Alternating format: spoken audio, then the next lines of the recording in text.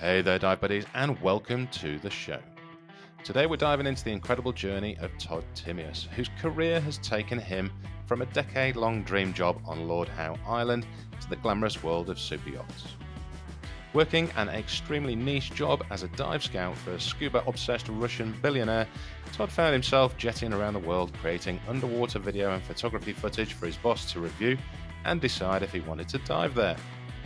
Todd's book, Ultimate Dive Sites, launches this week and captures his passion for the underwater world and highlights some of the world's finest dive locations. So, join me as we discuss the book, Todd's journey, and hear of his future underwater plans.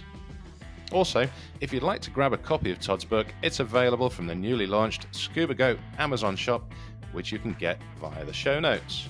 Now let's get into the chats with Todd. Please enjoy. Welcome to the Scuba Goat Podcast with Matt Waters. Let's dive right in. G'day, Matt. G'day, mate. How you going? Where are you speaking from? Are you up in Byron Bay? Yeah, Lennox Head, just south of Byron Bay. Are you familiar with the area? I've been up there once. We went and did a 5-day trip up there with me and the missus when she was introducing me to Oz. Awesome. So we went and dived with Simone at Sundive. Okay, that was pretty recent. Then I think they took over maybe within the past 5 years or 6 years. So does that make sense with you visiting? I think they're a bit longer than that. I think I seem to recall it went up for sale when I was still in Thailand. So it's got to be closer to 8 years now. Yeah, pre-COVID. Okay, cool. Yeah, mate. Sorry, go on. Oh, they've just interrupted. They've had an amazing season. It's really nice to know. Well, I'm not surprised considering there's only one dive shop in the town now. They must be going hell for leather. They are. It's probably the same as where you're at. We've had an amazing run of weather all summer, just not too much rain, really clear water. And I had a chat with David, his partner, just this week, and he said it's the busiest season they've had since they took it off. Well, busiest summer anyway. So, but I'm sure they look forward to summer more than anything else. I'd love them to come on the podcast, but I think the best way to do it would be to actually be in person in Byron, so that I can set the cameras up and get it all done properly. You know? Yeah, that'd be fun. Sure. Because I think David's story in itself is it's a good one, isn't it? So yeah, definitely. Oh, that's a good excuse to come up, mate. You'll get a dive in and do some podcasts. It's probably a few. Hell yeah. So have you always been based up that way? No, I am originally from Cairns. All my family's in North Queensland, but I haven't really been there since I was in my early 20s. A bit of a timeline for you. I was born in Brisbane, sort of grew up there, but then all my family's in Cairns, so I kind of spent forever up there. And then in my 20s, moved to Lord Howe Island and did close to 10 years on Lord Howe Island off the coast as a dive instructor, and then hit that awkward predicament of I need to leave because if I don't leave soon, I'm going to be here forever. Yeah. There's very much a utopia, boys' paradise of just great diving, great fishing, great surfing. Nobody there, insanely beautiful. Yeah. You know when you instantly really like people and then you go off them very freaking quickly? That's just happened. I'm so jealous of that. 10 years on Lord Howe. Oh, wow. I loved it. I kind of I think I got to 29 and I was sort of like, okay, this is good, but I don't know how much as a person you're going to grow if you stay into your 30s, and what challenges I'm going to sort of have ahead of me if I did that.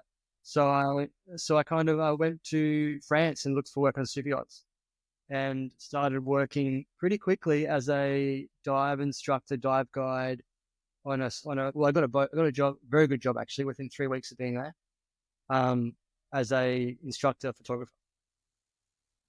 And that kind of sped into me being on a boat full time for 3.5 years. We went around the world 2 times and just dived like crazy. We had it was the richest Russian in the world at the time. He's still very rich, obviously. Yeah. and then his pastime was diving. So that was perfect for me. So I kind of, the job morphed on very quickly since I was there. It turned into like a dive scout. So basically I ended up spending half the time on board and half the time off board, scouting off new locations that he'd be into, spending a lot of time there, videoing them, recording them, photographing them, getting them ready for him to arrive. And then he'd get there and be like, I'd show him a video and say, all right, this is the Maldives, goes for 10 minutes. What do you want to do? And he'd be like, I want to go to, minute 3 minutes into it, and there's just like sharks everywhere somewhere.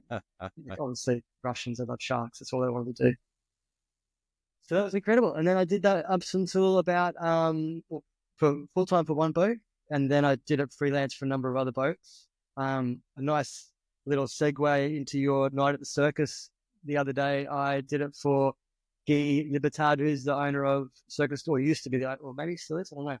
The owner of the creator anyway, Circus du Soleil. Yeah. So he was a client at one stage, one of the most recent ones. He just sold his boat. He had a sailing boat called Tiara, and he was a diver, but obviously amongst many other crazy things. So we had a few good trips with them as well. So I did freelance work for super yachts, sort of guiding expedition stuff until probably COVID really ramped in. COVID was find a base and get to your base quick. And who knows what's going to happen. Is that what brought you home? Yeah. So I went to Cairns. I was in Dominican Republic with Guy, the French Canadian. And you can see in his mind that the world's kind of melting down, like something's going on. When those characters that are super connected start to panic a lot about cancellations and so forth, you realize it's pretty mega. So I went straight back into Cairns, and then stayed there for about 6 months or so. Met my wife, who was traveling. She's Australian. She was traveling in around Australia at the time, and hit off straight away. And she said, "Do you want to go and live at my old farm house in Lennox Head," which she was renting out.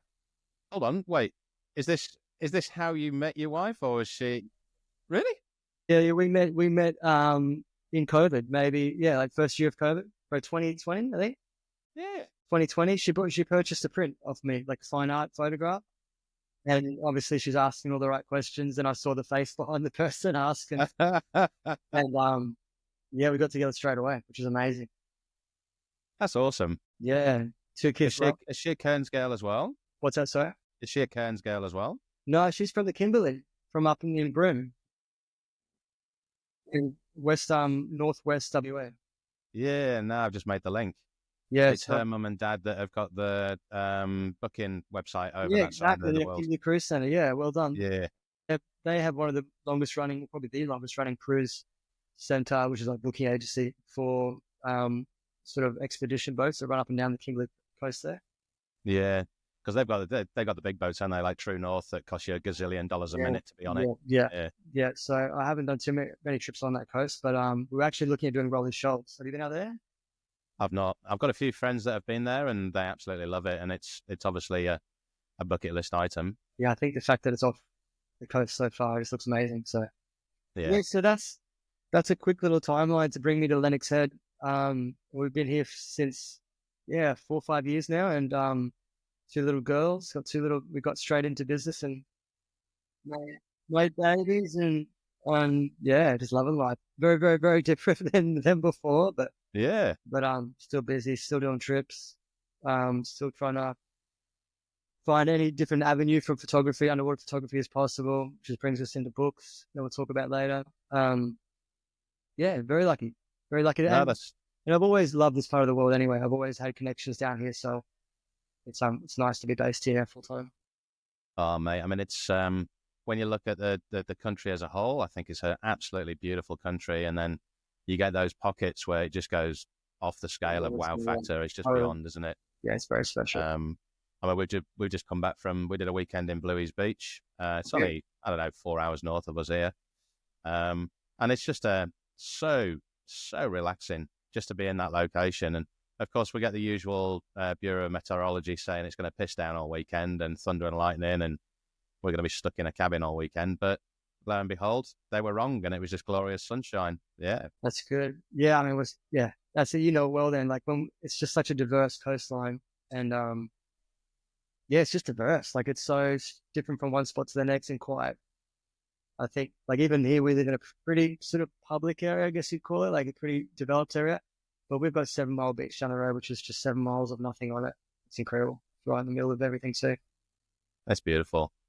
So we spent the whole day down the beach the other day, and I'm from the UK, so a beach in the UK is dark, murky water and cobblestone if you're lucky, and the odd trolley going past. And then I sat there on the beach this weekend in my little beach chair, and I was like an old man. I must have spent nearly 3 hours of just saying nothing and just watching the world go by and the ocean do its thing. It was just phenomenal just to be in the moment. It's funny how it's good to hear that. It's funny how you transform into different modes of sort of how characters on the beach. Hey, like now I'm the same. Now I've got like a little cool cabana, which every other family has. I got a little armchair. I got 2 kids running around, and I'm like, man, this is the best backyard ever. Like, I'm here all the time. It's a healthy environment for the kids too, because they're just washing off all the all the dirt, all everything else. Yeah. I was just talking to a couple of friends of mine that were over in Thailand when I was over there, and they've bought themselves a sailboat, and they're in the Mediterranean at the moment, heading over to the Caribbean at the end of the year, and they're opening it up to families with kids so that parents can dive together, that kind of thing. Awesome. But they've got 2 kids of their own, and they're constantly asking the kids, "Are you sure you want to live on a boat? You don't want to go and live in a normal place and go to a normal school?" They're like, "Nah." You can just imagine them swearing if they knew what swearing was. They just wake up in the morning on a boat and they go, snorkeling and swimming, do a bit of schooling and down the beach, and it's heaven. I would love to do that. I think that if I could crystal ball it, I think we might be doing the family little sailing boat thing one day, but got to get all the chess pieces in line first, right? Yeah. Well, you never know. If you end up having to take the Sprogs on holiday, you can chuck your Reese's way and you can go and spend a week with them on the boat. They're great fun. Mate, so you've dived Thailand a lot, right, in the past? Yeah. I spent, first time I was there like 4 years, and then I went to Papua New Guinea and then back across to Thailand for nearly a year. So yeah, it's like a second home. I always loved Thailand because I kind of found it in my early 20s. I think the whole like Gulf of Thailand thing, like doing the Koh Tao sort of, whatever you want to call that, culture. But I probably didn't really discover diving in Thailand until late part of my 30s, and just like because I was sailing boat based as well, and it just goes off. And it's just such a nice coastline. There's so many different sort of hidden away places to dive. It's great for sailing. Yeah, and that's really the dream, right? If you can live on a sailing boat, eat Thai food, and go diving every day. Well, that's the dream, isn't it? And I was fortunate to be, managing a boat in the Similans. So we do the Similans and Surin Islands, and we did exactly that. We went diving every day and ate Thai food, and loved every minute of it. To be honest, spent probably every 5th or 6th day we were at Richelieu Rock. So it was just fabulous, dream come true. Richelieu Rock, and what's Koh Bon right next to it? Is it Koh Bon and Koh? Yeah, you've got Koh Bon, Koh Chai, and then Richelieu Rock. Go to China. Man, I love that. Just think of memories now about stuff like the Green Monster, like walls. You got all sort of good visibility, but then you got this green cold current comes through and it kind of goes down to like half, maybe 10 meters instead of 20. And you're instantly cold because it drops, 5 degrees, maybe a little bit more. And you're sort of hanging on to like kind of just comatose, and you go into hibernation mode waiting for it to go past. But I say that because I had one memory where I think it was Koh Bon. I think it was Koh Bon. Was it on the ridge? It was like the one that has a like a big sort of keyhole in the rock formation there. Yeah, so that's Koh Bon. Anyway, on the back of the Green Monster, there was a whale shark. And I was just like, how good is that? Like, that is just like all the elements. And straight away, I don't think like the penny drops in your head, right? Because you're kind of like, it's not a coincidence there's a whale shark there. It's because it's, that's a rich nutrients of the cold water. It's probably just following, maybe it's moving around like a cloud and it's kind of doing its best to stay with it. I don't know, but like, it was awesome. It's kind of just like going from like freezing, can't see anything, popping your head up and it's like, oh, look, he's on the back of the clean water coming in. Yeah. I used to, whenever we did Bon to Chai or Richelieu, I'd mention the Green Monster, and sometimes down at Three Trees as well in the Similans. And I I'd mention the green monster and explain it's cold water, nutrient rich, blah, blah, blah, but it's really cold. So, excuse me, when it comes through, don't instantly tell me that you want to go back and have a beer and end the diving day. Just give it 5 minutes and see what comes through, because generally you've got that wall of fish that comes with it as well, because all the little fish are feeding on the plankton and all the bits of crap that's in the water there. Sometimes you get lucky, and sometimes you just end up dithering. So, there's a few times I've turned around and seen guests and they're, do you want to stay here or do you want to go up? And, they give me the sign that they just want to go and have a beer, and that's it, done. And how's your guide travels? Do you get you just have scheduled in trips each year that you get away for, or? Yeah, not too shabby. I mean, we did the Galapagos last year. I took Galapagos Master, and we did a week on there with a few guests. And pretty good. Oh yeah, I mean it's our second time out there, and I say our. I tend to want to lead me expeditions, but then the really good ones, the missus wants to come along as well. So, she's highly appreciating that. So yeah, it was second time round. So we've done Galapagos Sky and Galapagos Master, and both trips were fabulous and just very lucky. It was great interactions in the water and no dramas with major ripping currents or anything like that. So yeah, we enjoyed it a great deal. For me, it's a top 5 dive locations in the world without doubt, and it's kind of my favorite diving too, which is just sitting on the bottom, really in a kind of current, waiting for something to turn up. Like it's kind of just sitting there waiting. You can take ages, but what happens, and when you're waiting, you're observing, you're seeing how everything's connected together, and all of a sudden, one of those big pregnant whale sharks at Darwin's Arch just comes up at the last minute. Yeah.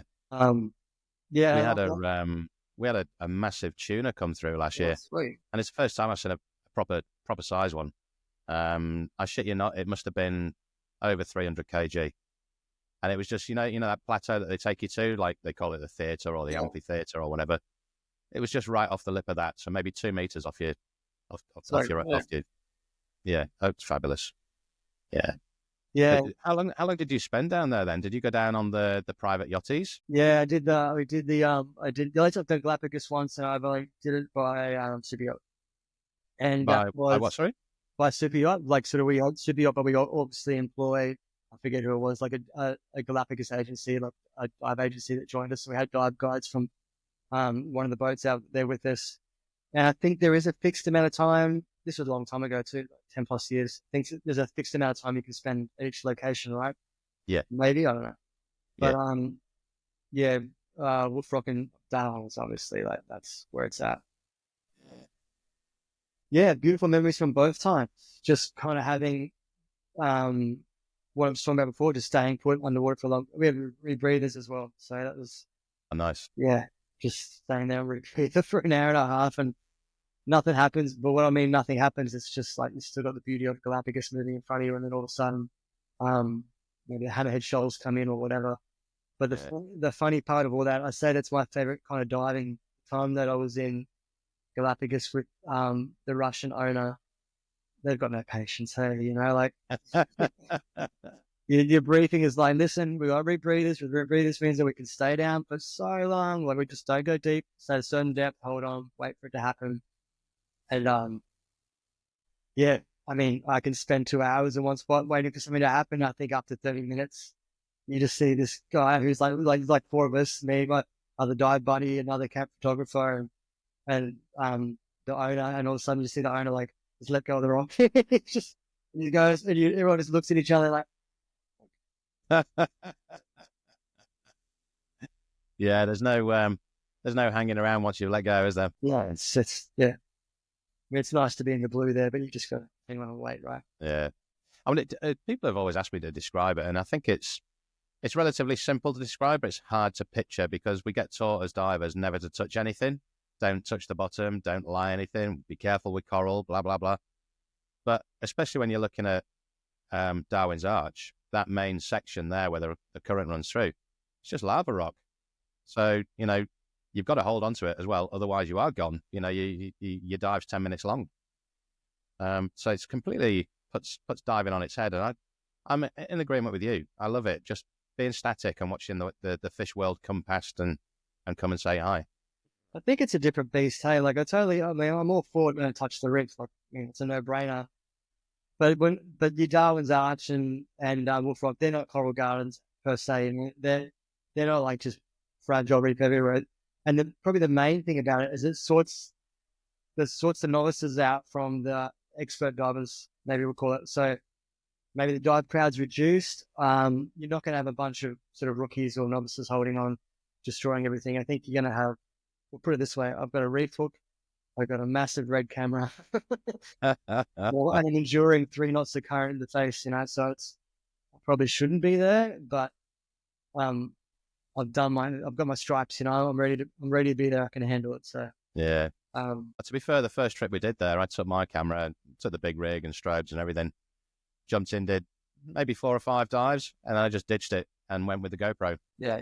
It was just too much to handle in the current. So, and you're going to get more out of it anyway. If it's not a paid job, you want to enjoy it and see it with your own eyes and everything else. How was the hammerheads in your last trip that you did in recent years there? The last one wasn't too great for the hammerheads. They were further down in the colder water, because we went July, and it was surprisingly warm. I think last year everywhere in the world had weird weather conditions and water conditions, but it got up to 28 degrees at one point, and I'm just using shark skin in the water and not a 7mm. So we were going to have to, when you come off the that theatre area and the rock, and you go across to the sands, which ditch down to maybe 35, 40 meters. So they were hanging around the 28 to 30 meters mark. Yeah, it makes it a bit tricky. So, yeah, we got a lot of them, but the people that hadn't been there before didn't actually get that stereotypical, hammerheads shoaling above you. Yeah, that's what it's all about. Hey, it is, unfortunately. Yeah, kind of just like, that's for me. That stuff keeps me up at night. I'm just like, that's like the core memories when you see that sort of thing. It's just it's one of the best wildlife events on the planet. If you can just, if you find it like, Galapagos or Cocos, other places, Marbella, sorry. If you can just find yourself witnessing something like that, which hammerheads going nuts, I'd do that every day in my life. Yeah. And especially when you're doing the photography as well, I do a lot of photography. Very rare that I'll jump in and do a dive without a camera in my hand of some sort, usually the big rig. And in fact, I'm itching to get in the water again now. The missus got me a retro snoot for Christmas. Wait. So I want to get down Clifton Gardens here and start shooting macro again. Experiment some time. That sounds great. Yeah. Hey, anyway, let's talk about your sexy book. Thanks for sending through a copy. Got a copy here. I was got one in my backpack, so I thought I'd have it on standby. You've seen the digital copy, but I did. Sorry, I couldn't get you one of these hard copies out in advance.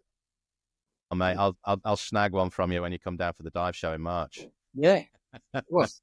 It was very good. Yeah. So what was the switch that decided you were going to become an author and write this book? That's a good question.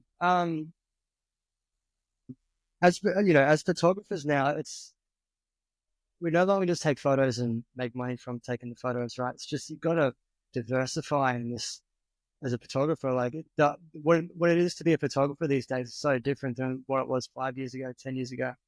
So I'm always looking for different ways of sort of diversifying income as a photographer, underwater photographer anyway, because it's niche. And obviously books are always like this personal, goal of mine to have a book. But then came around that COVID time, having 2 small children, being home a lot. I did realize that I've basically got a really good intellectual knowledge of some of the best dive sites in the world, and I've got photography of it all too. So we started pitching the idea of different books, but probably the most obvious one was a bucket list sort of mentality book of like a top 50 dive experiences in the world. So once we got signed by Hardy Grant, the publishing house, which I'm very grateful for them taking on the project in the first place, it was kind of nice to see the initial pitch evolve into something different. at the core, at its core, it's the best, it's a rundown of the best 50 dive sites in the world, or dive location. Sorry, better way of saying it is best 50 dive experiences.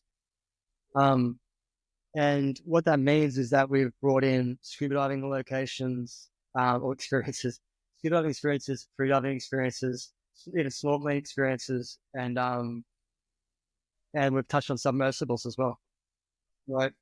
And that was fun, to kind of diversify that list. So yeah, so that was for me, just to put together this list of 50 best dive locations. Because everyone straight away, what's your favorite dive location, or what's the best one in the world? And you're like, well, it's pretty complicated. It's not as straightforward as that. Like, what are you into? You want to see big stuff, little stuff? So it was a very fun project. And probably the best part of it all is to go through all your hard drives over all those years of photos that never see the light of day. Talking about Galapagos with you just before, realizing that those photos live on your desk, on your hard drives, and they don't come out. And to put them into print, it's the best place for a photo, right? If it's not on a wall, it's even better. It's in a book. So yeah, it was a lovely journey. It was a 2-year journey, pretty much from around today till when it's conception. And it's amazing to see the physical product in front of me. Yeah, there's a lot to be said for it, isn't there? It's I kind of, when I was reading through it, and I picked up on that bit about the hard drives. And instinctively, I'll just look down to my right at the stack of hard drives that I've got, and that shit. Yeah, and then you realize, like, hard drives, they don't last either. No. And also, it was kind of nice to go, all right, I've got that photo off a hard drive, and it's on paper now, like, it's out there. But no, it was a lovely experience to do it, and it was really fun putting it together. And I had a wonderful editor, Deborah Dixon-Smith. She helped me as an editor, put it together too as well, which was awesome. She's a very well-traveled diver. She runs Dive Planet. Yeah, she's been on the podcast a couple of times. Yeah, sweet. Yeah, so that was excellent. We kind of, it was funny actually, we were shopping around for an editor, and we didn't realize that we had a say in who the editor could be, or probably more like it. And then my wife, actually, she knew Deb from a previous life, and with Australian Geographic, and said, what about her? I was like, I don't know, Deb, but this would be a great idea. That was yeah, Deb took it on, and it was really fun to work alongside her when it came to the editing process. Yeah, and then thanks to Hardy Grant as well. They gave us a bit of leeway, I guess, is the best way of going about it. How does it go with the publishers then? They have to strike up a deal on what they're going to do for you and what they're going to get from it, obviously, and don't need to go into numbers and that kind of stuff. I'm just intrigued on how everyone gets a slice of the cheese and decides that this is a good project to go forward. I think ultimately they're investing in you, so they need to, from your pitch, they need to know that this book's going to sell, because there's a lot of not glory projects, but vanity projects. You're right. So I could write I've got 100 book ideas, but I think they're great. I don't. So I'm not sure if other people would, but I'm not sure if other people would see money in it more likely. So they just need to come on terms with seeing if the book would be profitable, if it would appeal to a large market. Obviously, they had a big demographic. They've got an audience all over the world. So it was important for me to make a North American and a European audience happy as well. I could easily do top 50 dive sites of the world and not leave Indonesia. Yeah. That brought another element to it. So it was nice to kind of and I dived a lot around the world anyway, so I knew that it wasn't hard to find really good experiences all over the world.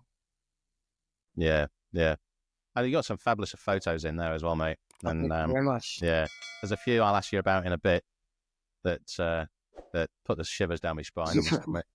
I think when I just sort of to catch up a little bit, I think the word experience has really kind of got more and more potent during the making of the book, because I sort of realized that the way that we dive is pretty different. The way that I used to dive back in the day is different to how I dive now. And I think the whole sort of bucket list mentality is probably a little more evident than ever before. Like trying to, like all my life I wanted to see hammerheads in Galapagos, or all my life I wanted to dive the Northern Great Barrier Reef, or see weedy sea dragons or leafy sea dragons in South Australia. So think traditionally we probably just sort of always enjoyed scuba diving in a holiday destination or going somewhere new that was like a diving location. Now it's sort of more orientated around like, I want to see orcas. Where do I see orcas? In the Arctic maybe, or I want to experience sailfish or marlin. Where do I experience that? In Baja, Mexico. So I kind of really, and that was my job, was to kind of put these experiences in front of people for a long period of time. So I really enjoyed that direction of the book, trying to think about like, all right, what are the best sort of experiences we can do? Because as I said, it's easy to reel off the best dive sites per se around the world. And that's just scuba dive. That's just kind of, that's recreational scuba diving basically, there to sum it up. But it was nice to really give the book a experience kind of based theme. So, well, it's not only experience as well. I mean, for me, it gives a little insight into, arguably, if you're a diver, probably the best job in the world is, dive scout, sure. and a nice insight into who you are as a diver and a person as well. Yeah, cheers. Yeah.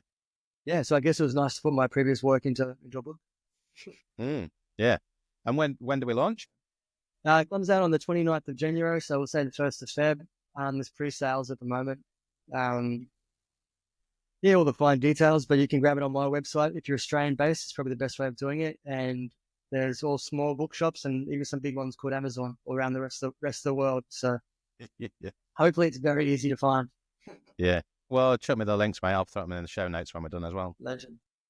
Now, let's dive into the book a little bit, shall we? Let's do it, please. I'll follow your lead. Well, I've got a few written down. Speak to me about Antarctica. I think that was an important one for the audience, because from the publishing house, I said before, they sort of said, listen, can you keep that demographic happy and this demographic happy? I'm like, well, I can, but we can't leave out Antarctica. People are going to say, I'll ask a lot of questions about like this continent on the bottom of the globe, and can you dive down there and so forth. So I'm actually listening to audiobook of Shackleton.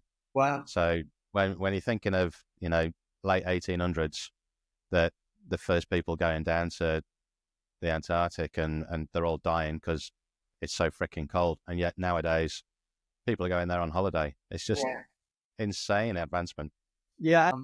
Some of my friends are expedition guides down there, and they said, so basically there's boats every day of the year. Well, every day of the season. But they've got rotation.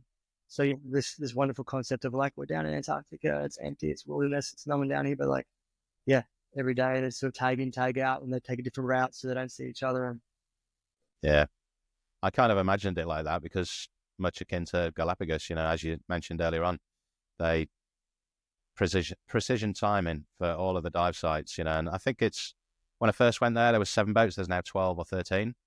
I don't know how many more they're going to go. We'll see, but hopefully they'll maintain that, timely fashion of moving, so you do feel like you're somewhat remote.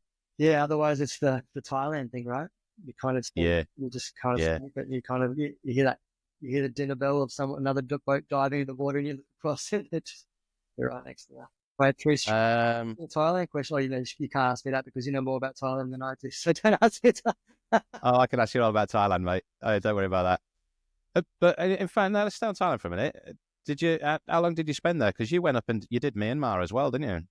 Yeah, so a few different trips. So we've done up the Simlan coast.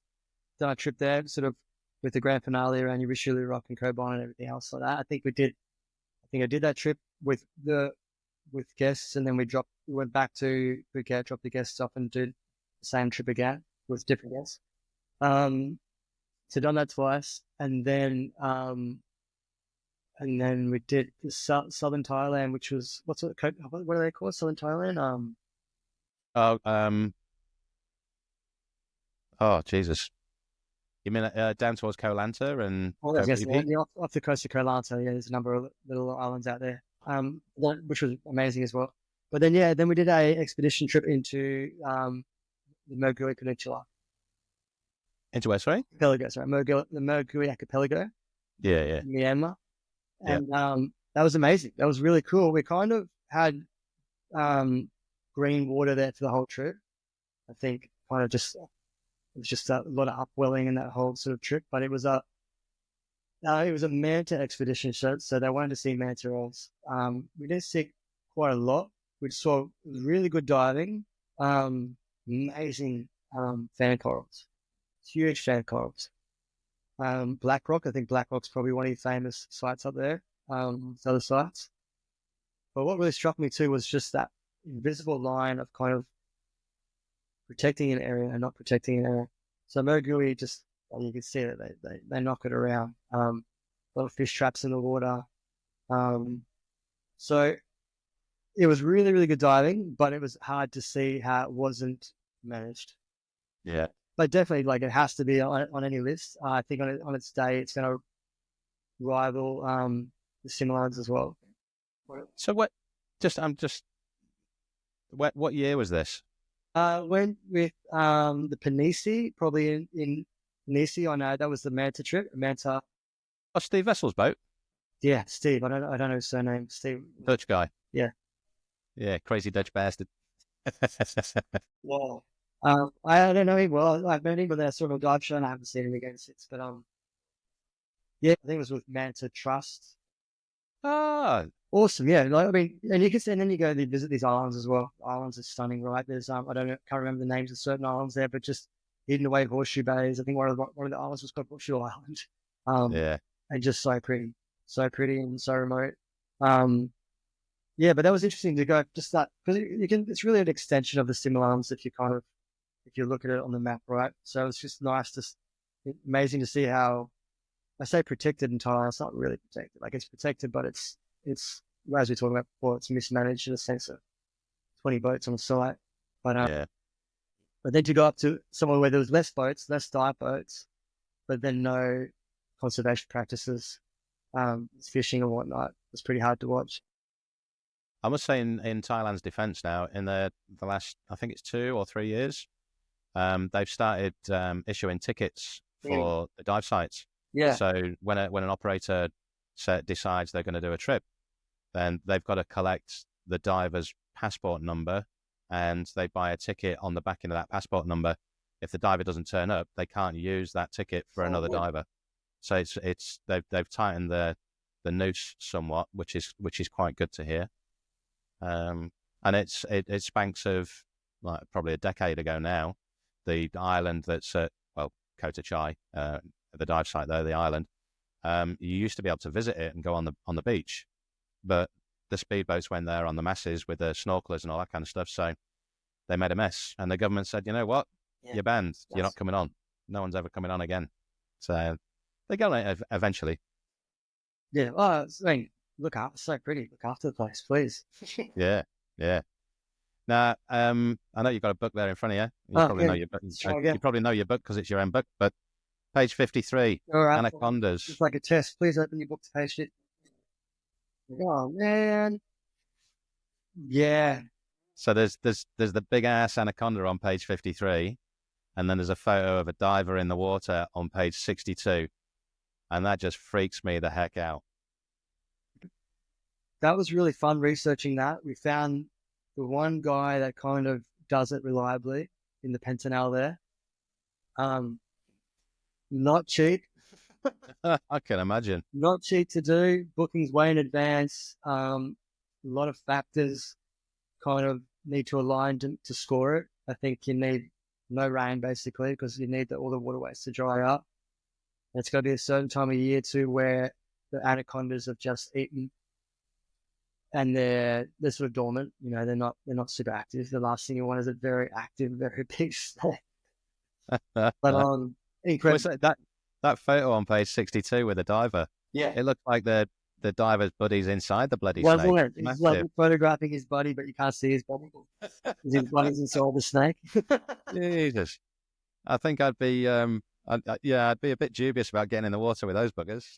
Yeah, I don't know. It's interesting because then putting like a list like this together, I think anything that gets a heart racing before I'm about to jump in the water, anything that makes me think, okay, you realize you're about to do this, or you realize you're about to have this experience, or that kind of explains your addiction to orcas.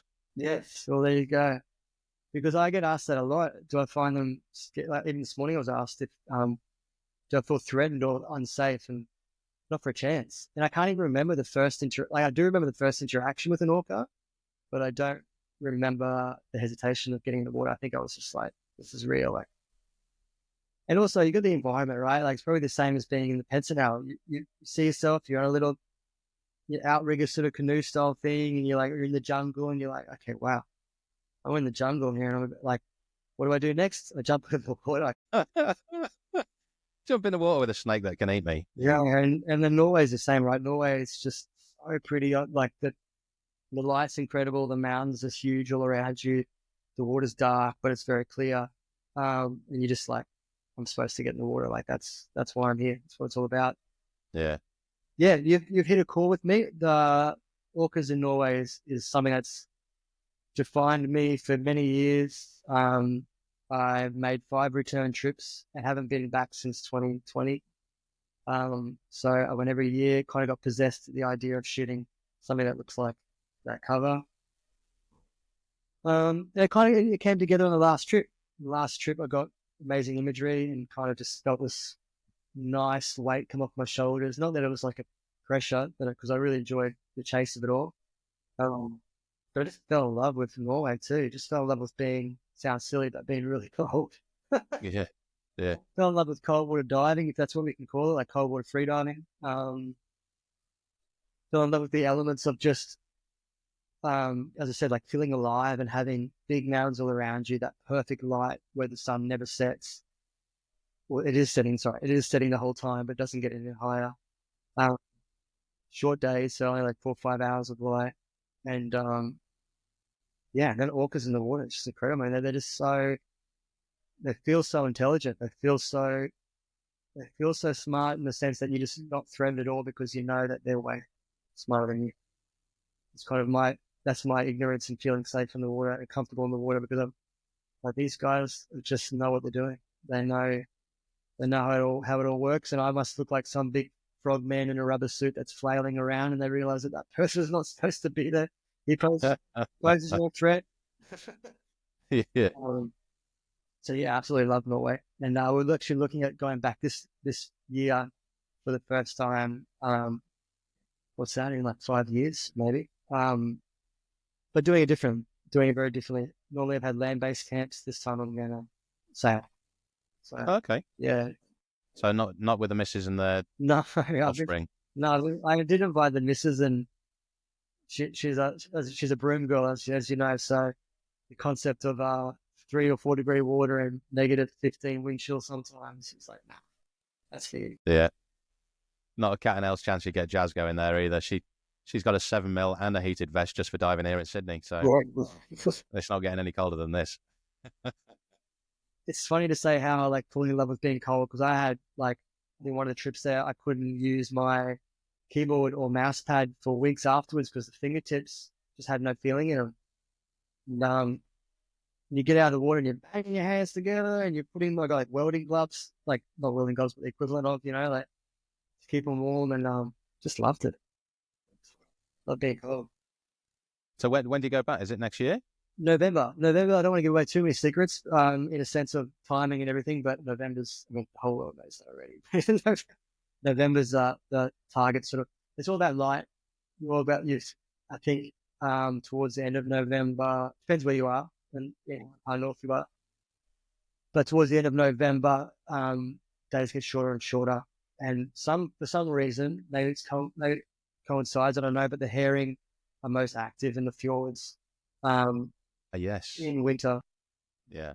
And they're probably very active in the dark in your December and January's. And maybe we're just getting it on the verge of that. So maybe the herring have just moved into the fjords in the daylight months of November, say October. But you really want that cusp of when there's no light, but there is light. Yeah. I was going to actually ask about the sea conditions, but yeah, that makes sense. If you're getting them in the fjords, then it's going to be relatively good for the boat, isn't it? Yeah, yes and no. The wind really whips up those fjords because the mountains are so high, it just funnels through. And it happens fast too, right? So you look at the forecasts of weather, and some days it just says like sunny, sunny, sunny. You're like, oh, cool, we're going to be okay. And then you just get this blizzard that rips through. And the interesting thing, so yeah, it does get rough. Probably don't want to venture too far from. I have one story for you. One of the first trips we had a tender, or like a tender with a cabin on it. So I had 4 divers with me, and they were so excited to get in the water. So I was driving the boat I dropped them in the water. Nice visibility on the surface, like topside. It's like, sure, there's orcas over there. They're feeding. They look controlled. Obviously, you know how it works with wildlife. Don't approach them. Let them approach you. Put them into the water. By the time that I put them in the water and I sort of did a U-turn to come around and be nose on to the wind, this blizzard, which I didn't even see already. Otherwise, I wouldn't jump to the water. Had a whiteout. I lost them in the water for about 30 seconds, and I was just like, this is the worst. And sorry, I forgot. They did jump in quicker than I asked them to. That was the way.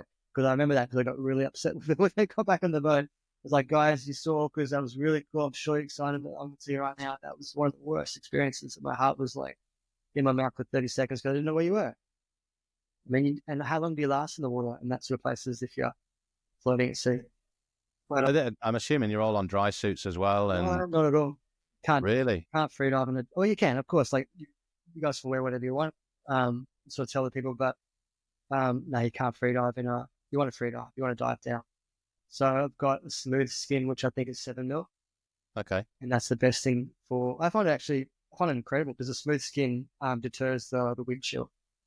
Okay. So yeah, you get cold. You want to be moving the whole time, but if it's on, you're kind of in and out of the water, in and out, non-stop. So hopefully the blood's flowing pretty well.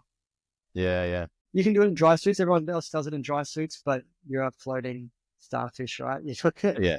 it all comes back to a bait ball. You're chasing that bait ball. So the orcas ignore you. The orcas are like, I'm here to feed, leave me alone. So you want to witness it all. You want to keep up with the bait ball, but the last thing a bait ball wants is to be static. So it's constantly moving. So you're moving pretty quick. That's much akin to South Africa. Yeah. People ask me about that, and they're like, I ain't not getting in the water with a shit ton of sharks. And well, the sharks aren't looking at the big silhouettes that you're making. They're looking for the tiny little fellas that are running around with their heads on fire. You haven't been to Norway? No. To be honest, I mean, I'd love to see orcas, but I think, I'm a bit of a pussy when it comes to the colder climates now. I mean, I went to Norway a few times when I was in the military, but, having lived in the sun for too long now, I get cold when it gets down to anywhere near 10 degrees. That's it. I'm done. That's cold, mate. It's yeah. I guess for me, it's I know I'm coming back home, right? Yeah. We're going to be warm soon. And also it's that you kind of, you look forward to being in that little cabin. It's all warm with a fire and everything else. So hopefully you don't stay in the water too long. Let's get away from the cold for a bit. Tell me about Tubbataha, buddy. I'm going there next year. Tubbataha is a marine reserve in the Philippines. It's a very long way off. It is. There's a bit of everything out there, actually. Basically, just there's no land masses really. You've got a ranger station out there. So you can do a liveaboard out there. How did I do it? I think I did a liveaboard in my 20s, so it was a long time ago. But just lovely diving, healthy diving. And as I said in the book, kind of just expect anything to happen.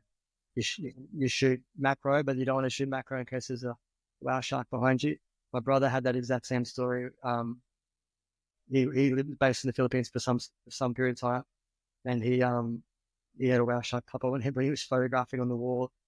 No, he was someone else was photographing on the wall, and he was the little guy pointing it out for him. And also the turnaround was a whale shark almost tapping him on the shoulder. So yeah, the Philippines is there's a few Philippines locations in the book, but Tubbataha is a must. How are you doing that? I've chartered the boat with Asta Liverboards. Awesome. Yeah. So if you know anyone who wants a spot, I think I've got 3 spots left. Go tomorrow. What am I looking at for?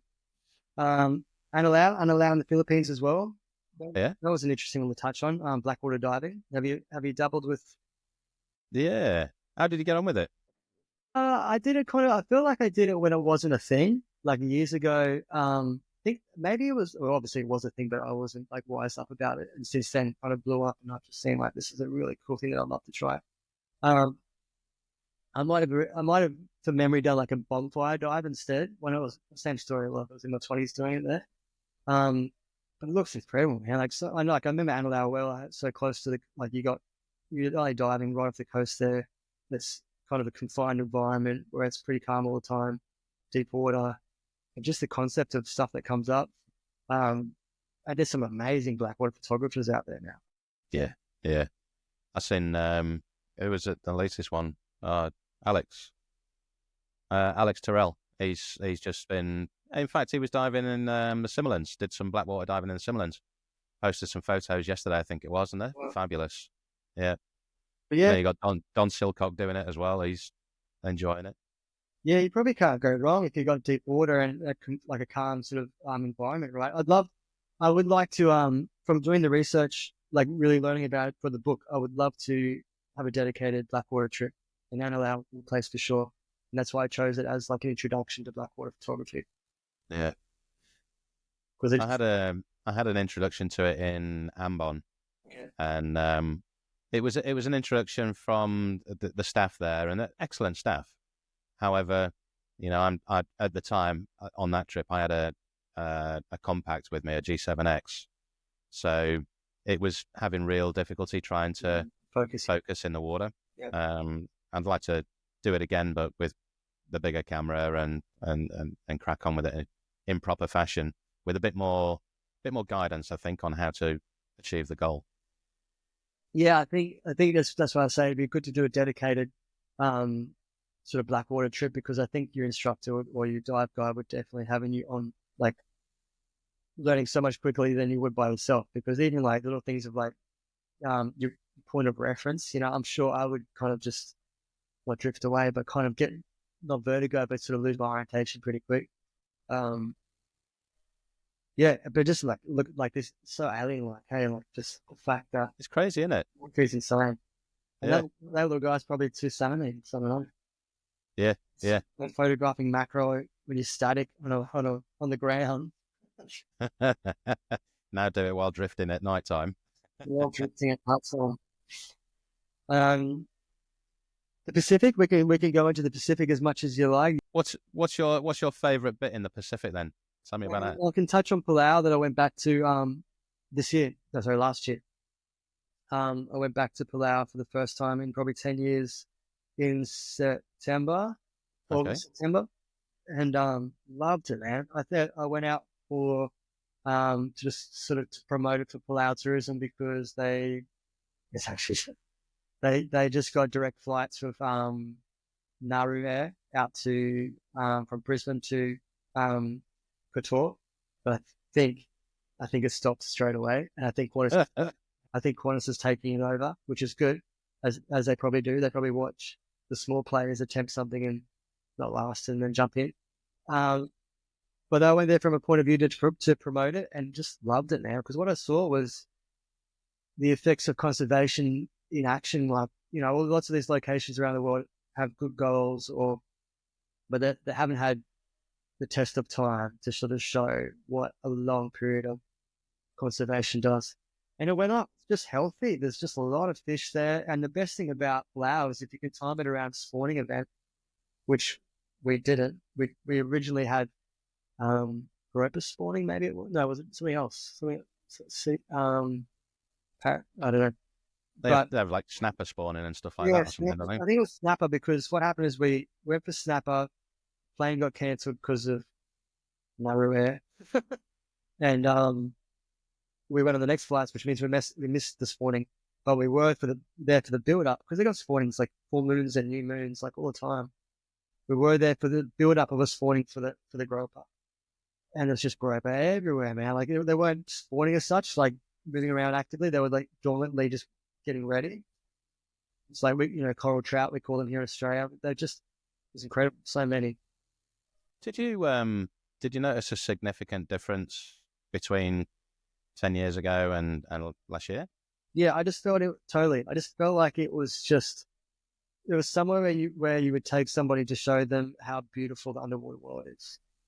because it was just vibrant. It was vibrant. It was full of fish. And I feel like 10 years ago, it just was good, but I wasn't raving it about it to other places, like to other people, sorry, that they had to go there. But now I just feel like it's just somewhere they have to go. And particularly the funny thing is you used to have to, from Australia, you had to go, I'm going to stuff this up, but I think it was like Taipei, Guam, Palau, maybe.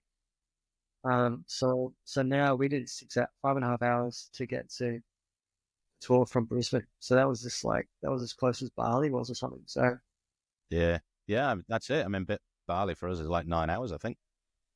And if you forget about the conservation of it all, like naturally it's stunning. It's just got the rock islands, Jellyfish Lake. Well, actually, there was no jellyfish in Jellyfish Lake. That was the one. That was the one down point of comparing it to 10 years ago. 10 years ago was like. So there's nothing there now. No, it was empty. I heard rumors that it had come back. Yeah, there was nothing at all as of 6 months ago. Right. I think they had a drought 12 months prior, maybe. I think couldn't really get to the bottom of it, but I remember for memory's sake, it was going off 10 years ago. Like it was just, but not this time. Yeah. Yeah. So yeah, Palau, absolutely couldn't recommend enough. Nice wrecks. What else? I went to Tonga straight after Palau on that same trip. Came home for a few days, changed the camera gear, changed the clothes, and went back to Tonga. And mate, tell me about Tonga. It's so close, and it's so on my hit list. Yeah. And I wanted to go, and then COVID hit. Tonga's the best. It's funny because I kind of was not off Tonga, but I just knew it was popular. I knew it was this destination that because a lot of Australians, like a lot of Australian photographers, just go there every year. And I think I must have got saturated with imagery of whales and clear water that I'd hit coast through. But I had been to Tahiti a few times to experience humpbacks in the Pacific. But a good friend, Scott Patelli, he invited me over this year, and it is just, I don't know what I was thinking. Why was I putting it off? I don't know. It was just incredible, like crazy clear water, whales that are just, the behavior is so close. Mothers and calves, excited escorts, heat runs, everything, breachings. And I think if you time your trip differently throughout the season, you get different behavior as well. But we had a lot of mothers and calves, and that wonderful combination of crazy clear water, whales up close, and just engagement. I want to go every year for the rest of my life. And the other thing about it is it's Tonga. Tonga is just so beautiful. The people are beautiful, man. It's paradise. It's a very special place. What's the best way to do it then? Would you offer that you find your accommodation and your snorkeling operations separately? No, I think you could go about it in many ways, but I think you'd struggle with that. I think a lot of operators provide accommodation. So I think you need to find an operator. I didn't meet anybody, or I don't know people that would go there first for accommodation and start looking for an operator. I think you'll have to work out your operator first. And then the operator as a package, they would include the accommodation. For our listeners, Scott Patelli is the man. I have to say that. I have to give him a plug. He's been doing it. He's an Australian, as most people would know. He's an incredible Australian photographer that's been going out there for, let's say, 20 plus years, longer than most people. And he's got dialed in. He's got trips and accommodation and everything, and obviously just knows how it works. Pick me up, mate. I'd love to have a chat with him. Yeah, you guys should chat because he's a man. Yeah. Hey folks, Tonga and those amazing whale encounters. How awesome do they sound? Well, if whales are your thing, how about joining me for an unforgettable dwarf minke whale adventure on Australia's Great Barrier Reef? This July, I will be on board the MV Argo with just 12 lucky guests, alongside 2 phenomenal co-hosts. World-renowned underwater photographer, Nauticam and Maris ambassador Nicolas Remy, founder of the Underwater Club, and local Great Barrier Reef expert Martin Connolly, founder of Scuba IQ. This is a once-in-a-lifetime trip with the incredible wildlife, expert guidance, and epic photography opportunities. Spots really are limited, so check out the details in the show notes and book now before they're gone. Sorry, because the next page I had here was the Coolidge in Vanuatu. Have you? Oh yeah, go for it. Yeah. Jazz and I were going to go and do it, and again, it was one of those that got kiboshed when COVID kicked off. Yeah, it's a really interesting. It's right here. Like Vanuatu is a very easy accessible location for Australians. I went over there as a 21-year-old dive master and did 6 months in Vanuatu. It was my first time as a dive professional, call it. So I ended up being a dive guide in Port Vila and then later on the Coolidge here in Santo. So I've got a nice sort of sentimental bond with it. But I did my first return trip 2 years ago to photograph the wreck for the book, because 20 plus years ago I didn't have any photos of the wreck. But man, it's wild. It's wild to see that it's one of the best wreck dives in the world. And even if you're not a wreck diving person, if it's not your thing, it's a must do. It's a shore dive. So yeah, just I'll break it down from the beginning. It's Santo's the largest island in Vanuatu. It's in the northern island. And during the war, the Americans ran out of battleships, and they decided to modify cruise ships by putting artillery and everything else all over cruise ships, and then to bring them into action for the war. So you got yourself a ship that's got ballrooms and sort of spiral staircases and nice sort of ceramic artworks and whatnot. And then it's got cargo holds. It's got machine guns and everything. It's got military toilets like all lined up in a row, that sort of stuff. So it's the best of both worlds. And then what happened is it just was coming into the canal right in in Santo there in the capital, and hit one of its own mines that was meant to be for Japanese submarines, I think. So the captain just ran it aground. I think everybody got off apart from the captain. I think one person died. It could have actually been, it might have been the captain, I'm not sure. So you got yourself an incredible shore dive, which is this 200-meter long wreck that starts in 20 meters of water and it slopes down to 70. And you could spend an age on that, couldn't you?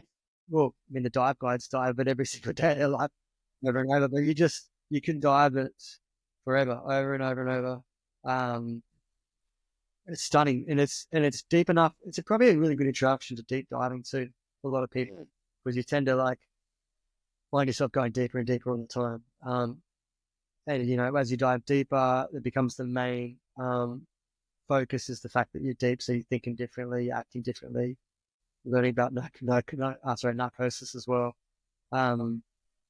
It's awesome. What else can I say? Probably my hot tip: do a night dive. Night dive. Oh, yeah? I'm not a big night diver. I night dive whenever it's recommended, but I'm probably done by the time it gets to night time most of the time. But the best thing about diving the Coolidge at night time is flashlight fish. It is it's just flashlight fish are your little cardinal fish. They're probably an inch long, and they have a little neon blue flicking light behind their eye. And they're a firefly of the sea, So you've got schools of these cardinal fish, and they're just flicking off on like that. And they silhouette stuff. So you do the typical drive, go down with torches, see where you're going, sit down, turn everything off, wait for 10 minutes, see your first one, see your second one, and all of a sudden you just got 1,000 glowworm fish all around you. It's insane. Beautiful. Yeah, it's very trippy. And you say you did 6 months there? When I was 21. Well, I did a bit of time in Port Vila as a dive guide, and then dive master dive guide, and then on the Coolidge somehow just ended up, well, that's the main business there, but I ended up doing a little bit of guiding on it too, which I didn't take people too far, because you think about it, it's like the Fair Star, right? You're going to get lost on the Fair Star when it's on the surface, let alone on the water. So I think we're doing a bit of guiding pretty much on the exterior of the boat. Bloody hell. Oh, it is. I got it. Yeah. There's a Kevin Green. He lived in Vanuatu, and I think he owned one of the dive shops there for many years. Aquamarine, is that right? Oh, that might have been it. Yeah. Yeah, there used to be two operators in Santo. Now there's one called Pacific Dive. But Alan Power, he was a famous guy too. Yeah. He was like the godfather of the Coolidge. I think he was the nickname up on stage there. He's just an old fellow that kind of, I think he sort of brought diving to the area. No. Tufi? That's where I ran the dive operations. Wow. Yeah. I wanted to put Tufi in there because I knew I wasn't as known as much as other locations in New Guinea. I just felt like, because plus the top side of the fjords they have there, what they call them fjords, but they're rias, I think. Rias, yeah. I was fortunate enough to be employed there and given a free rein to go off and explore as well when there was no customers. So there's several reefs that I found there and named the local villagers' names. Yeah. Well, to be honest as well, Tufi, in fact, Master Liverboards took me on board 2019 to bring their boat into Papua New Guinea and show them where to dive because they'd never been there. And we went all over the place, went up into regions of the Star Reef that were, way off the charts. And nothing I found, compared to the outer reefs of Tufi. Yeah, wow. The reefs there, some of them come up to breach the surface by 0.5 meter, and they plummet down to 90 meters plus. Sorry. But they're massive. A couple of the reefs are 0.5 kilometer by 3/4 kilometer, and just phenomenally beautiful. It's an insane location. Yeah, my brother was based as a pilot there for a long time, but was he Tropic Air? No, he was heli-lift. Ah, okay. I'm going out there next January, end of January, with Nicolas Remy. Taking him out there so he can have a look at the location. We're going to spend a couple of weeks and just invite people to come along and do it as a mini exped, because I'm one of the few that are a regular diver of the blackjack as well. Okay. So you're the man for Tufi. Mate, I've done over 1,000 dives in Tufi alone. Wow, there you go. You definitely, yeah. That's good. Much like you were saying earlier on about Lord Howe, if I hadn't have left Tufi when I had, I think I'd still be there now. Mm. Just get drawn into it. Did you get off Tufi much? Was there like a rotation of sorts where you could quiet time and get away, or nah? Just I had 2 trips where I went to Port Moresby. Yeah. And that was just to get away. One was when I was feeling a bit crook, and the other one was when I got a leg infection. So I had three days away each time to Port Moresby, and that was it. Jeez, you did your time there. $1,000 later. Love it. Yep. But I was in my element. I was getting really good food. Yeah. They were shipping in bottles of whiskey for me, so I never ran out of whiskey. And at the time, I was a smoker as well, and all the P&G boys were smokers. I'd sit out the front with them and have a smoke and a yarn, and we'd go diving the next day and just take people diving. That's the perks of being a dive master in a place that you're very familiar with. Hey, that's kind of my time in Lord Howe Island that we were talking about before. Just knowing how it works, knowing that you've got a window of like you can get back in the water or whatever it might be, or Lord Howe actually intrigues me immensely. Reading those bits in your book about it as well, it looks phenomenal. And I've got a really good friend here who, he's not a diver, but he's been to the island and snorkeled, and he just can't stop raging about it. I don't know how it's not, like it gets compared to like the Galapagos of the South Pacific, but I'm sure that sort of terminology gets thrown around a lot with no matter where you go. It deserves a lot of praise for its natural beauty. I think it gets called the southernmost tropical reef in the world, if not definitely Australia, but it's got this really good blend of tropical and temperate species together on top of volcanic structure. And it's just unique. Like it just kind of looks, because you got this volcanic structure, which is like swim-throughs and caves and everything else. And then you've got like grasses and algae with coral mixed through it. It's very special. And then it's very Jurassic Park kind of land, lost in time kind of vibes. Like, have you heard about Ball's Pyramid to the south of Lord Howe? I read a bit in your book about it. Yeah, that's so the highest sea stack in the world. So you got a 600-meter high shark fin, and it's just this pure, sort of really narrow volcanic structure, which is just like a shark fin, and I think it's 16 nautical miles south of the island, and it's just huge, and it's just got clouds that hang off it, birds swirling all around it. You've got heaps of wildlife that only nests on the isle, on that rock, and then migrates to Japan and whatnot. There's a stick insect called the phasmid, which is the biggest, it's an endemic stick insect to that rock now, because it used to be on the island as well until rats kind of did their thing. So yeah, the diving's beautiful. It's really, really special. It's you get a lot of sort of endemic species underwater as well, and a lot of stuff. Kind of, for some reason, you get a lot of sort of tropical species or temperate species that kind of excel where they don't in other environments, so they become like more of a major player, kind of in at Lord Howe, which is really interesting. Kingfish, the yellow kingfish. That's the main big sort of fighting fish there. Yeah. But it's just so pretty. It's just two big mountains, big lagoon, a lot of crazy people. So there's not a very big population there. Yeah. I think the numbers must change a lot now, but it sort of sits around sort of 400 or 500. Maybe, well, when I was there, it was 350. So it's probably 400, 450 locals, and then no more than 1,000 tourists at one time. Yeah.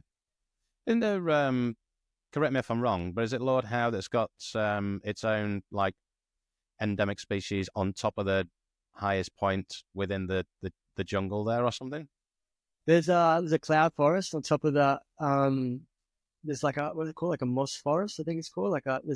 So you've got like kind of Mount Gower is the highest mountain there. You can climb to the top of Mount Gower, and yeah, there's different mosses there, different ferns. There's the Kentia palm, which is a palm tree that was exported all around the world and claimed as the best indoor palm in the world.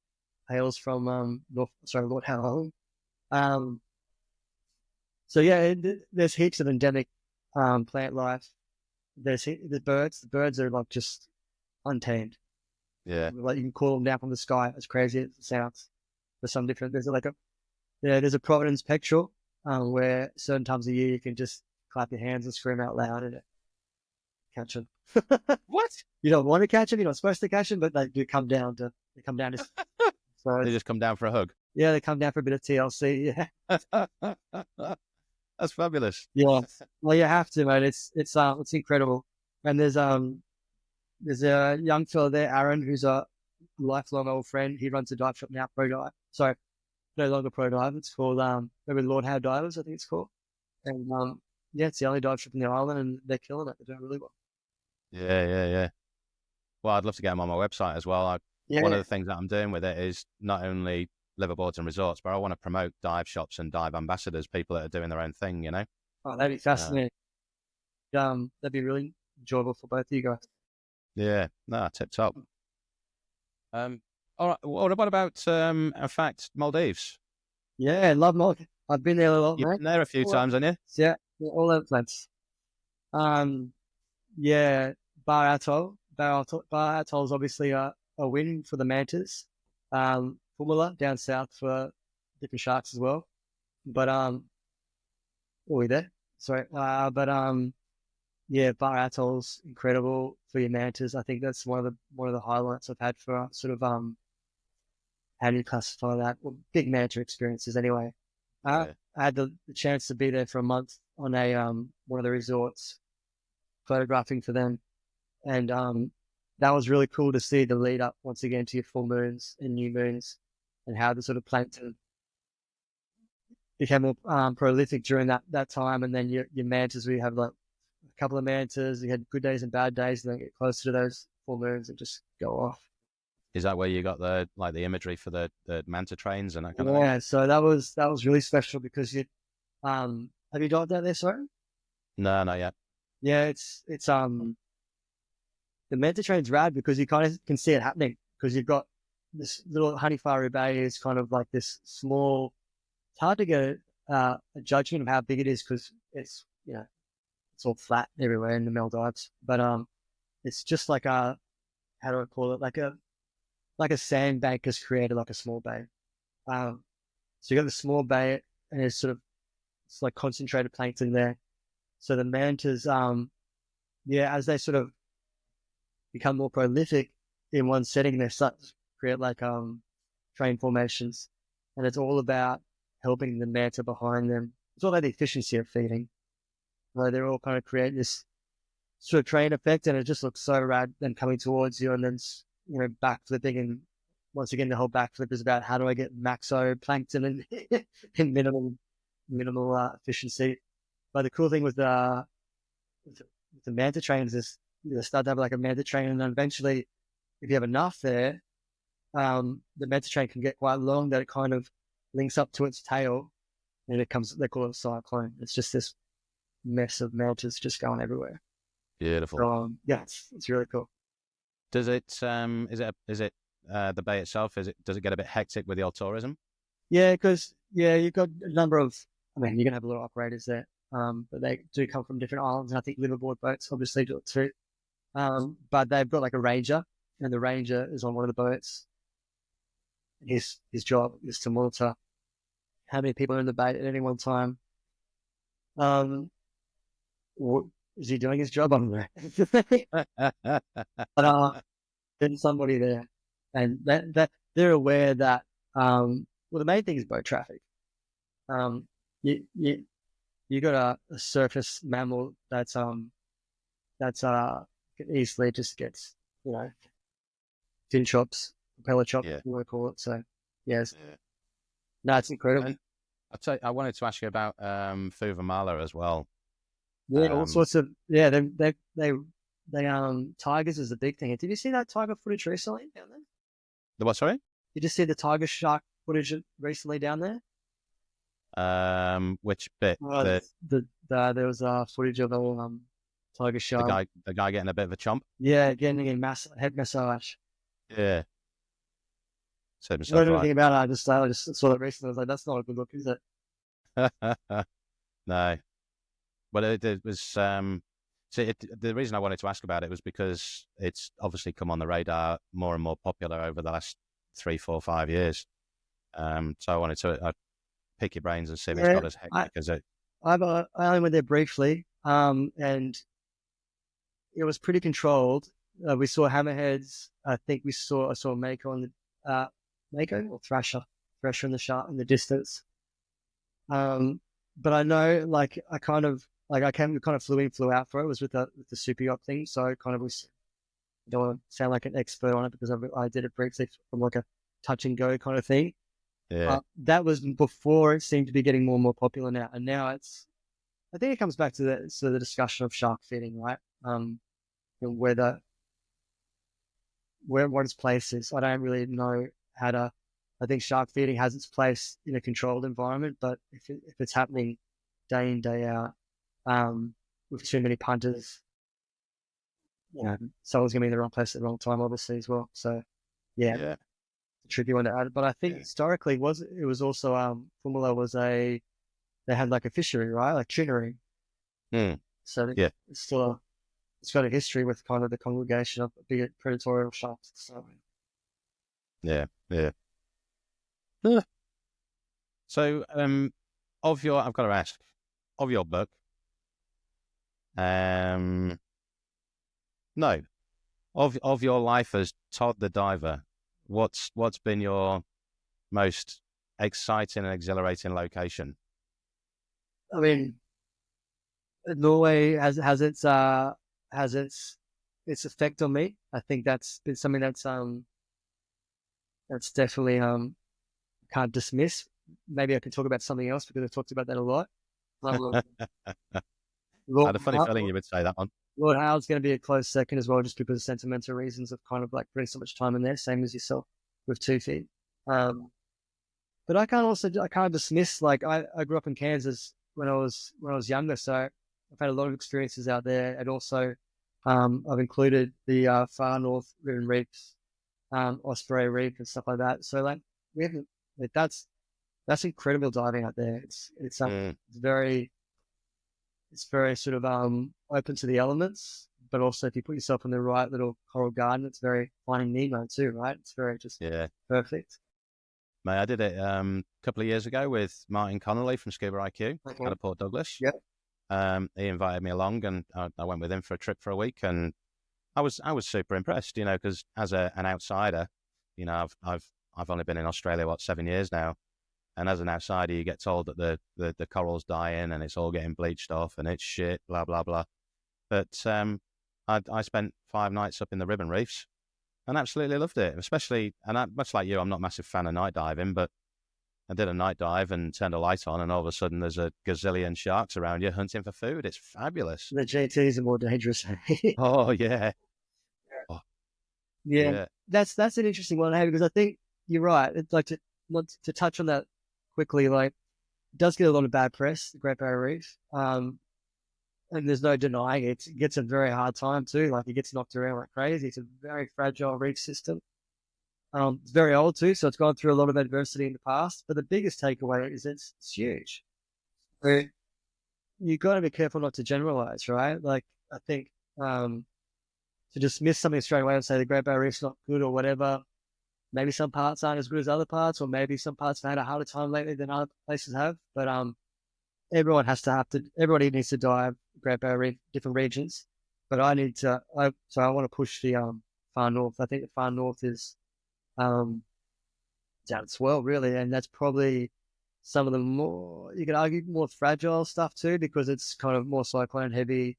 It's more tropical. It's not gonna it's gonna sort of get the warmer temperatures as well. But yeah, and then like the seamounts like Osprey Reef and stuff like that, they're incredible. Yeah. Well, hopefully, hopefully, I'm actually planning to go back up there this July on do the Minke trip, the dwarf Minkies. Yeah, I did. I helped on a Crown of Thorns research boat once, and the only reason I said I'd go on the boat was it was middle of winter and I knew that there's potential of seeing Minkies. Well, one, but it wasn't the right kind of environment for me to go. Should have just waited for a dive trip. You know what I mean? Like it's like, can the photographer please get in the water? I know you guys are trying to get rid of Crown of Thorns, but I want to go see Minke whales. But awesome. Yeah, no. Cool. Yeah, so I'm not sure that answered your question, mate, about the best dive highlights. But yeah. Well, okay. I'll tell you what then. Instead of the highlights, what's the one location that is keeping a little ember burning in your soul that you want to go to that you've not hit yet? There's a few in the book that I haven't put in the book because I don't want to bring too much attention to just yet. I would love to go back to do a full loop of what we started talking about in the beginning. I'd love to go back to the Galapagos, because I know it's super special, and that scratches that little part of my brain that wants me to go back there. And if that, in that same conversation, Cocos Island as well, I'd love to go back to Cocos Island in Costa Rica, for the same reason. I did both trips in the same sort of route, on a super yacht, and just loved it. Love that part of the world. Love the big megafauna that comes out of there, big sharks, everything else. I love how it just feels kind of not dangerous but raw, you know, like it's real diving. A little bit. It's a little bit off the beaten track from the most, isn't it? I think so. It's like maybe it's for the diehards or for the dedicated. I don't know, but it kind of yeah, I like the idea. I think, like we started talking about before, I like the idea of just sort of sitting and waiting. I know that those are the sites, those are the locations where the rewards are the greatest for doing your time underwater. Yeah. No, good on you. That's probably a good answer. Yeah. All right, mate. Well, I think we'll round it off. So the book is going to be available start of February. Yeah, start of February. You can always just Google Ultimate Dive Sites or my name, Todd Thimios. It'll pop up. hopefully in a few different places. But the idea is that it's in all bookstores around Australia and overseas as well, Europe and North America. But yeah, the idea is that it's not too hard to find. So hopefully if I find it from my website if you get lost, or little and big bookstores like Amazon. Good days. Well, we'll stick all the links in the show notes, and people can find their way to you. And if you get stuck, folks, just give me a shout and I'll point you in the direction of this legend. Amazing. Todd, You're the man. Thanks for coming on the show, man. And, you know, we tried a couple of times and Wi-Fi got in the way, but we got there in the end. Yeah, much appreciated, Matt. It's been really fun. Hopefully we'll do it again soon. And I'll look forward to seeing you in person when's that, March? Yeah, it's just around the corner now, isn't it? Yeah, too close. I'll be doing some public. Too easy. I'll be doing some public speaking, so I'm not sure if I'm wishing it to come sooner or later. I don't know, but it's. You'll be fine, mate. You'll be fine. Awesome stuff. Thanks very much for coming on the show, man. Appreciate it. Thanks for having me. Thanks for listening, guys. Bye for now.